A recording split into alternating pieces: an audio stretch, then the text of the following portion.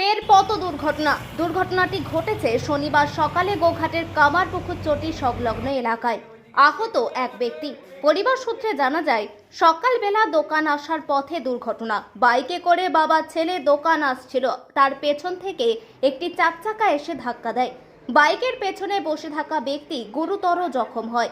তারপর তাকে কামারপুকুর গ্রামীণ হাসপাতালে নিয়ে যাওয়া হয়।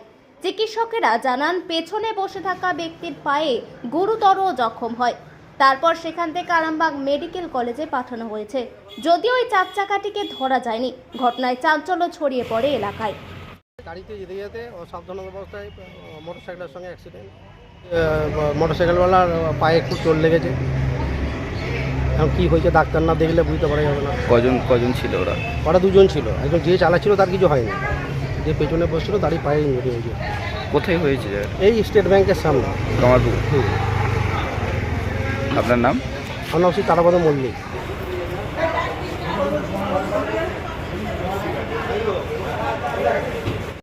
আমার কামারপুর SBI ব্যাংকের সামনে কাটানা বেরোচ্ছিলাম, আর পেছন দিয়ে একটা চারচাকা এসে মেরে দিয়েছে আমাদের। আমি আর বাবা ছিলাম দুজনে। আমার দোকান আসছিলাম। কোথায় বাড়ি আপনাদের? তার তৃতীয় আসছিল। কামারপুকুরে দোকান? কামারপুরে দোকান। কটা? মোটামুটি 8:10-15 নাগাদ। এমনি হাতে হাতে লেগেছে, পায়ে লেগেছে। বাবা কামারপুকুর চটি? কামারপুর চটি। আপনি কে হন? আমি ছেলে হয়, বাবা। আপনার নাম? আমার নাম? সুখেন্দু রানা।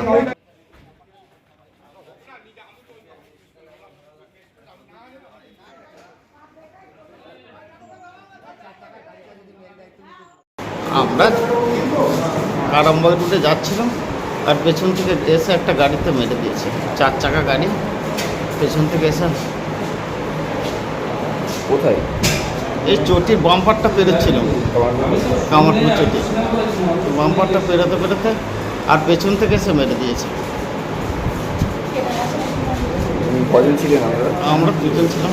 আমি পেছনে বসছিলাম আর ছেলেটা চালাচ্ছিল মোটর সাইকেল। পেছন থেকে ধাক্কা মেরে? হ্যাঁ, পেছন থেকে এসে মেরে দিয়েছে। এসে তো সরাসরি একদম পায়ে মেরেছে। আপনার নাম?